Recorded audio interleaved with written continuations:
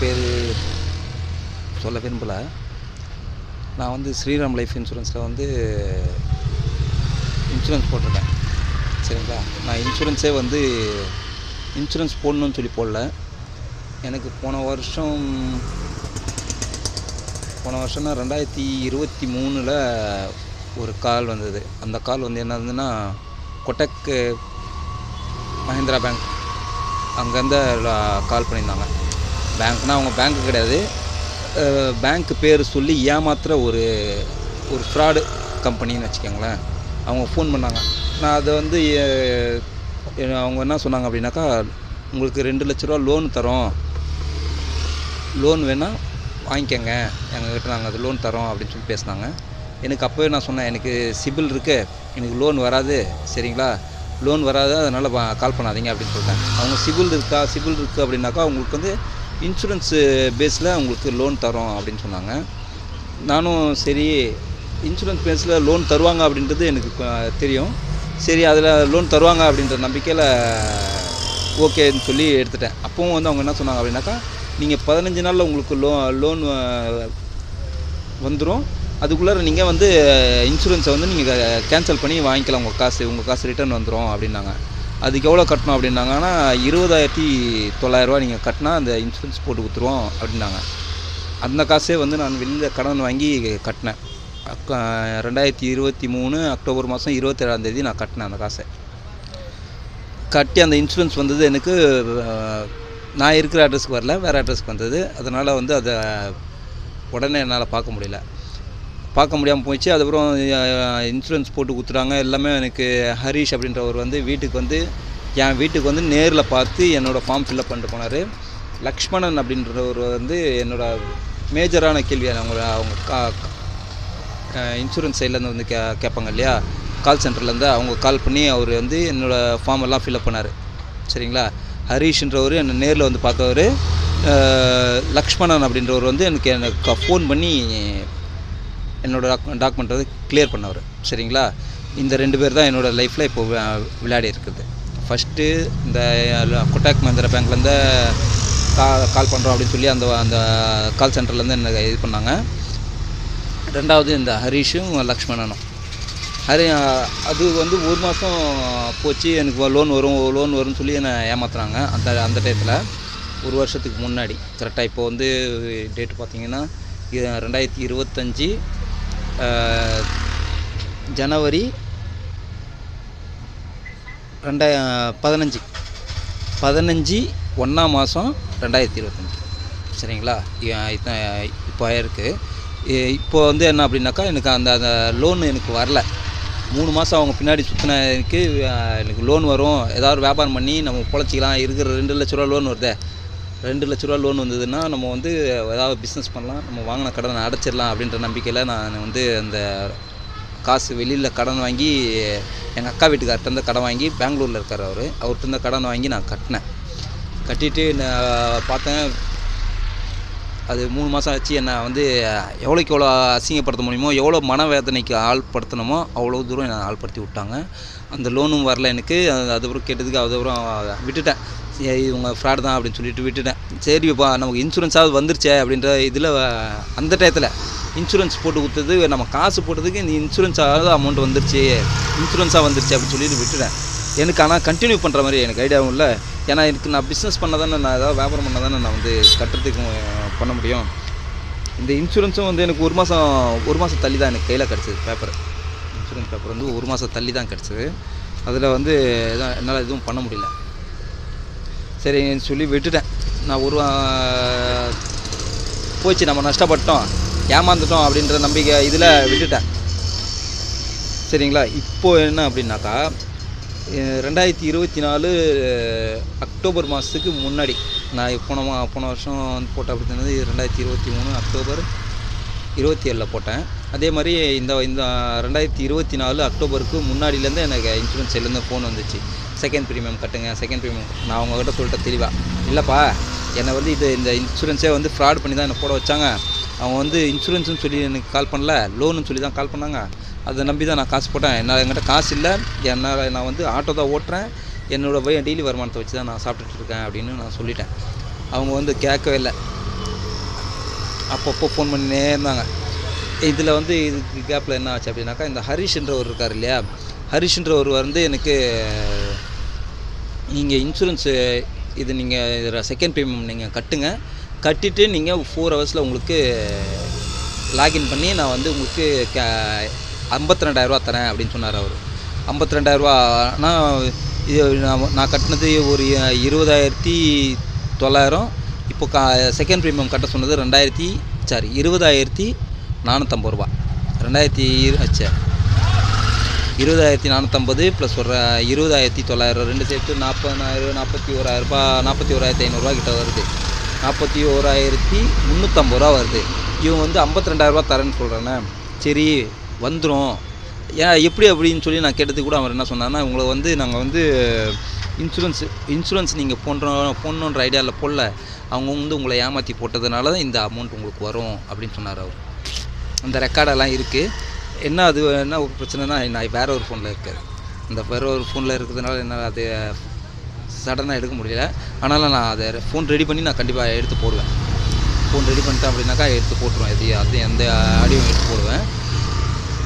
இப்போது வந்து என்னாச்சு அப்படின்னாக்கா, என்னை ஏமாற்றிட்டே வந்துன்னுக்குறாங்க. அந்த சொன்னார் இல்லையா, சரி வாங்கி கொடுத்துருவாரு அப்படின்னு சொல்லிட்டு நான் இருந்தேன். இதுக்கு நடுவில் நான் காசு கட்டாமல் இருக்கும்போது அவர் என்ன பண்ணாருன்னா, அவரோட ஹையர் ஆஃபீஸர் அப்படின்னு சொல்லி லக்ஷ்மணன் அப்படின்றவருக்கு கால் பண்ணி, சார் அவர் பேசினார் என்கிட்ட. அவர்கிட்டையும் சொன்னேன், அதான் நான் என்கிட்ட நம்பிக்கை இல்லைனா உங்களை பற்றி நம்பிக்கை இல்லை எனக்கு அப்படின்னு சொல்லினேன். இல்லை சார் நீங்கள் இதை கட்டினாக்கா நீங்கள் உங்களுக்கு 4 ஹவர்ஸில் உங்களுக்கு 62,000 வரும் அப்படின்னாரு அவர். ஆக்சுவலாக சொன்னது 62,000 தான் வரும் அப்படின்னு சொன்னார். அதுக்கப்புறம் 62,000லேருந்து 65,000 வரைக்கும் வரும் உங்களுக்கு அப்படின்னு சொன்னார் அவர். சரிங்களா. அப்போவும் வந்து என்கிட்ட கையில் காசு இல்லை. சரிங்களா. காசு இல்லாமல் என்ன பண்ணேன் அப்படின்னாக்கா, இன்னொரு சிஸ்டர் இருக்காங்க, அவங்க வந்து ஸ்கூல் டீச்சர். அவங்கக்கிட்ட வந்து கான்ஃபரன்ஸ் போட்டு இவர்கிட்ட பேசி அதுக்கப்புறம் தான் நான் அந்த காசை கட்டினேன். சரிங்களா. அவங்ககிட்ட அப்போது சொல்லிட்டேன், நான் என்கிட்ட காசு இல்லை, உங்களை நீங்கள் சொல்கிற அந்த ஒரு வார்த்தை நம்பி தான் நான் காசை போடுறேன், எனக்கு வந்துருமா சொல்லுங்கள் அப்படின்னாரு. கேட்டதுக்கு இல்லை நீங்கள் போடுங்க அப்படின்னாரு. போட்டுட்டு எனக்கு உங்களுக்கு 4 ஹவர்ஸில் உங்களுக்கு காசு வந்துடும், 100% இது அப்படின்னு சொல்லிட்டு எனக்கு காசு போட வச்சார். நான் போட்டேன் நான் 2024 நவம்பர்லேயே போட்டேன். நவம்பர் அந்த டேட் சரியாக நம்ம ஞாபகம் இல்லை, ஏன்னா அந்த ஃபோனில் இருக்குது எல்லாமே. எனக்கு நான் ப்ரீமியம் கட்டின அமௌண்ட்டு, அந்த அந்த பில்லு எல்லாமே வந்து அந்த ஃபோனில் தான் இருக்குது. அந்த ஃபோன்லேருந்து எடுக்கணும். சரிங்களா. அந்த பில்லில் இருக்குது எல்லா மேட்ரஸ். நவம்பர்லேயே முடிச்சிட்டேன். அதை நவம்பரில் முடிச்சுட்டு இது வரைக்கும் 2025 ஜனவரி மாதம் 2015 தேதி வந்துருச்சு. சரிங்களா. 15 தேதி வந்துருச்சு. ஆனால் இது வரைக்கும் எனக்கு எந்த ஒரு இதுவும் வரல, எனக்கு எந்த ஒரு தீர்வும் வரல. சரிங்களா. அந்த எந்த தீர்வுமே வராமல் அவர் என்ன பண்ணுறாரு அப்படின்னாக்கா, நான் கேட்டுகிட்டே இருக்கேன், நான் டெய்லி ஃபோன் பண்ணுறேன். சரிங்களா. டெய்லி ஃபோன் பண்ணுறேன், ஹரிஷுக்கு ஃபோன் பண்ணுறேன், என்ன சார் ஆச்சு என்ன இது மாதிரி அசிங்கப்படுத்தி விட்டீங்க, கேவலப்படுத்தி விட்டீங்க அப்படின்னு சொல்லிட்டு ஏன்னா அது வெளியில் இருந்தால் எங்கள் அக்கா கூட அவங்கக்கிட்ட காசு இல்லை. சரிங்களா. எப்போ அது அப்படின்னாக்கா, இது அவங்களுக்கு சம்பள டேட்டுக்கு முன்னாடி தான் இது கட்டுறோம். சரிங்களா. சம்பள டேட்டில் வந்ததுனால அவங்ககிட்ட இது ஒரு அமௌண்ட் இருக்குது அப்படின்னு சொல்லிட்டு அவங்க கொடுத்துருவாங்க. சரிங்களா. சம்பள டேட்டுக்கு முன்னாடி வாங்குறதுனால அதுவும் மாத கடைசி 20 தேதிக்கு அப்புறம் தான் அது கட்டுறேனே. நான் 20 தேதிக்கு அப்புறம் தான் கட்டுறேன். ஆனால் மாதம் பிறகுக்கு முன்னாடி தான் கட்டுறேன். சரிங்களா. அந்த டயத்துலேருந்து வெளிலேருந்து அவங்க கடன் வாங்கி தராங்க. எப்படி சொல்லி வாங்கி தராங்கன்னா, ஒரு நாளில் வந்துடும் அப்படின்னு சொல்லி தான் கேட்டு வாங்கி தராங்க. ஒரு நாளில் இவங்க சொன்னது வந்து 4 மணி நேரத்தில், ஆனாலும் 4 மணி நேரம் இருந்து 24 மணி நேரத்துக்குள்ளே உங்களுக்கு வந்துடும் அப்படின்னு சொல்லி ஒரு செகண்ட் இது விட்டான், வார்த்தையை போட்டுவிட்டான். சரி ஒரு நாள் தானே எப்படி இருந்தாலும் கார்பரேட் கம்பெனிலாம் கொஞ்சம் பேசி வார்த்தை அது இதுன்னு சொல்லி ஏகப்பட்டது இருக்கும். அதனால் அவங்க அது டிலே ஆகும் அப்படின்னு சொல்லிட்டு நானும் வந்து ஒரு நாள்னா பரவாயில்ல அப்படின்னு சொல்லி நானும் வாங்கி கட்டிட்டேன். அவங்களும் வெளியிலேருந்து கடன் வாங்கி கொடுத்துட்டாங்க. என்னால் அந்த காசை 2 மாதம் ஆகி போச்சு. இதோட 2 மாதம் ஆயிடுச்சு. இந்த டேட்டு வரைக்கும் கணக்கு பண்ணாக்கா ஒரு 2 மாதம் ஆயிடுச்சு. இன்னும் ஒரு வாரம் தான் இருக்குதுன்னு வச்சிங்களேன். ஒரு வாரம் 10 நாள் தான் இருக்குது. 2 மாதம் கிட்ட ஆகி போச்சு. இது வரைக்கும் எந்த பதிலுமே இல்லை. எப்படி எந்த பதிலுமே இல்லை. லக்ஷ்மணன்ட்டேருந்து எந்த பதிலும் இல்லை, ஹரிஷ்டேருந்து எந்த பதிலுமே இல்லை. ஹரிஷ் வந்து என்ன சொல்கிறார் அப்படின்னாக்கா, சார் இன்றைக்கி ஈஓடி போட்டாங்க sir, end of date EOD போட்டாங்க சார், உங்களுக்கு இன்றைக்கி கிளியர் ஆயிரும், இன்றைக்கி 12 மணிக்கு வந்துடும், இன்றைக்கி 6 மணிக்குள்ளார வந்துடும் அப்படின்னு சொல்லி டெய்லி ஒவ்வொரு கதையாக விட்டுட்டே வந்தான். கடைசியாக ஒரு வாட்டி என்ன பண்ணிட்டான், சார் உங்கள் ப்ரீமியம் வந்து நீங்கள் இப்போ கட்டினீங்க இல்லையா 20,450 ரூபா, அந்த 20,450 ரூபா மட்டும் இன்றைக்கி வந்து நெஃப்ட் பண்ணி விட்ருவாங்க சார், இன்றைக்கி நைட்டு 8:30 மணிக்குள்ளார உங்களுக்கு நெஃப்ட் பண்ணி விட்ருவாங்க அப்படின்ட்டு சொன்னான். அது சொன்னது என்ன எப்போ அப்படின்னாக்கா இந்த வருஷம் பிறந்து ஒரு 6 தேதியிலையோ 7 தேதியிலையோ எனக்கு சொன்னாது. சரிங்களா, அந்த தேதியில் வந்து உங்களுக்கு ஈஓடி 20,450 ரூபா உங்களுக்கு நெஃப்ட் பண்ணி விட்ருவாங்க அப்படின்னா. அன்றைக்கி நைட்டு பார்த்தாக்கா ஃபோனும் வரல, அந்த காசும் வரல. என்னடா அப்படின்னு சொல்லி அடுத்த நாள் கேட்டாக்கா அவங்கள்ட்ட இருந்து சரியானபடி பதிலும் இல்லை. கேட்டாக்கா என்ன சொல்கிறேன் அப்படின்னா, உங்களுக்கு 2 அக்கௌண்ட் காட்டுது, உங்களுக்கு ப்ரைமரி ஒரு அக்கௌண்ட் காட்டுது, இன்னொரு அக்கௌண்ட் காட்டுது, அதனால் அவங்க வந்துட்டு ரிட்டர்ன் போயிட்டாங்க அப்படின்னா. நான் இப்படியே பண்ணுகிறானுங்களே, ஏன்னா எனக்கு மன உளைச்சல் வேறு. ஏன்னா என்கிட்ட கையில் காசும் இல்லை. அந்த டயத்தில் என் வண்டி வர ஃபால்ட்டு 7,000 ரூபா செலவு பண்ணோம். என்கிட்ட ஒரு வாரமாக நான் வந்து வீட்டுக்கும் எந்த காசு கொடுக்காம வீட்டில் இருக்கவங்க என்ன தான் சாப்பிடுவாங்க? ஒரு வாரமாக நீங்கள் ஒரு ரூபா கூட நீங்கள் வீட்டில் கொடுக்கலன்னா வீட்டில் இருக்கவங்க என்ன சாப்பிடுவாங்க? ஒன்றும் சாப்பிட்றதுக்கு வழி இல்லை. அவங்க என் வீட்டில் என் ப்ரெஷர் என் ஒய்ஃபோடது அவங்க இருக்கிற சுச்சுவேஷனை பார்த்தா நம்மளால தாங்க முடியல. இவங்ககிட்ட கேட்டாலும் இவங்ககிட்ட எந்த சரியான பதிலும் இல்லை. சரிங்களா, வடிச்சிட்டான். அழுதுட்டான் அவங்ககிட்ட. டேய், நான் வந்து எனக்கு 40 வயசு ஆகுது, உனக்கு என்ன ஒரு 20-30க்குள்ளார தான் இருக்கும், உன் காலில் வேணா உள்ளுறேன்டா, எனக்கு காசை வாங்கி கொடுத்துட்றா அப்படின்னு சொல்லி நான் அழுதும் கேட்டுட்டேன் அவங்ககிட்ட. ஸ்டேஷன் முன்னாடி தான்டா இருக்கேன், நான் நடுவில் போய் நின்றுவேன்டா, என்கிட்ட எந்த போக்குவரத்துமே இல்லை, எனக்கு என்னை காப்பாற்றுறதுக்கு எந்த சுச்சுவேஷனுமே இல்லை. சரியா, வண்டிக்கு டியூ கட்ட முடியல, வண்டியில் இன்சூரன்ஸ் இல்லை, ஏகப்பட்ட பிரச்சனைகள் இருக்கேன்டா அப்படின்னு நானும் சொல்லிட்டேன் அவங்ககிட்ட. அவன் வந்து எதுவுமே காது கொடுத்து கேட்டுக்கிற மாதிரி அவன் இல்லை. அவன் எதுவும் காது கொடுத்து கேட்டுக்கிற மாதிரி இல்லை. அந்த இன்சூரன்ஸ் கம்பெனியும் வந்து இன்சூரன்ஸ் கம்பெனிக்கு ஒரு மெயில் போட்டேன், இது மாதிரி பண்ணிட்டாங்க சார், என்னை வந்து ஃப்ராட் பண்ணி தான் என்னை இன்சூரன்ஸ் போட வச்சாங்க. அதுக்கப்புறம் இந்த பையன் வந்து 65,000 ரூபா வரும்னு சொல்லி என்னை ஏமாற்றி 4 மணி நேரத்தில் வரும்னு சொல்லி ஏமாற்றி என்கிட்ட காசு வாங்கிட்டான். எனக்கு இந்த வரைக்கும் அந்த பதிலும் இல்லை அப்படின்னு சொல்லி கேட்டிருக்கேன். அவங்க வந்து சரி சார், நான் உங்களுக்கு பார்க்குறோம் அப்படின்னு சொல்லிட்டு ஒரு மெயில் ஒன்று போட்டு விட்டாங்க எங்களுக்கு. நாங்கள் பார்த்து நான் உங்களுக்கு என்ன தீர்வோ அதை நாங்கள் சொல்கிறோம் அப்படின்னு சொல்லிட்டாங்க. நான் வந்து எப்போ போட்டேன் அப்படின்னாக்கா டிசம்பர் மாதம் போட்டேன். டிசம்பர் மாதம் 19ஆம் தேதி நான் போட்டாங்க நான். சரிங்களா, மெயில் அவங்களுக்கு அந்த கம்பெனிக்கு, இன்சூரன்ஸ் கம்பெனிக்கு. சரிங்களா, அது அவங்ககிட்ட வந்து பார்க்குறோம் அப்படின்னு சொல்லி தான் மெசேஜ் வந்தது தவிர ரிப்ளை வந்தது. மற்றபடி அதுவும் வந்து அவங்க கைப்பட போட்டது இல்லை, கம்ப்யூட்டர் மெசேஜ், கம்ப்யூட்டர்லேருந்து போடுவாங்க இல்லையா, அந்த மெசேஜ் தான் எனக்கு வந்தது. மற்றபடி அந்த இதுவும் வரல. இப்போ கடைசியாக வந்து எனக்கு ஃபோன் பண்ணது எல்லாமே வந்து இது வரைக்கும் எந்த தீர்வுமே இல்லைங்க. இன்சூரன்ஸ் கம்பெனி சைட்லேருந்து எனக்கு எந்த தீர்வுமே கிடைக்கல. சரிங்களா, நான் வந்து உயிர் வாழ்கிறதுக்கும் தகுதி இல்லாத ஒரு மனுஷனாக இருக்கிறேன் இப்போதைக்கு இந்த சுச்சுவேஷனில். ஏன்னா வெளியில் கடன் வாங்கி வெளியிலேருந்து கொடுக்க முடியல. சரிங்களா, எங்கள் அக்கா வீட்டுக்கு நான் என்னால் போகவும் முடியல. சரிங்களா, அவங்க வந்து எனக்கு ஃபோன் பண்ணுறதே விட்டாங்க. போ, இவன் வந்து ஒரு நாணயம் இல்லாத மனுஷன் அப்படின்ற மாதிரி அவங்க சுச்சுவேஷன் எடுத்துன்னு வந்தாங்க. எனக்கு அவ்வளோ கஷ்டமாக இருக்குது எனக்கு. சரிங்களா, அவ்வளோ கஷ்டமாக இருக்குது.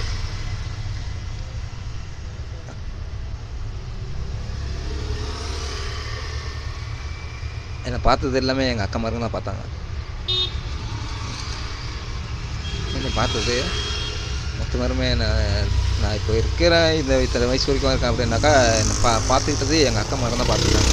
எந்த ஒரு பண சுச்சுவேஷனில் இருந்தாலும், எந்த கஷ்டத்தில் இருந்தாலும் அவங்க தான் என்னை பார்த்தது. இந்த வண்டி கூட எங்கள் அக்கா தான் வாங்கி கொடுத்தாங்க, வண்டி ஓட்டுறா அப்படின்னு சொல்லிட்டு. சரிங்களா, அது டியூ போட்டு நானாக தான் டியூ போட்டு அதை டியூவும் கட்ட முடியாத சுச்சுவேஷனில் தான் என் வாழ்க்கையை வாழ்ந்துன்னுக்கிறேன். செத்துடலான்னு சொல்லி தான் வச்சுருக்கிறேன், கையில் செத்துடலான்னு சொல்லி தான் வச்சுருக்கிறேன்.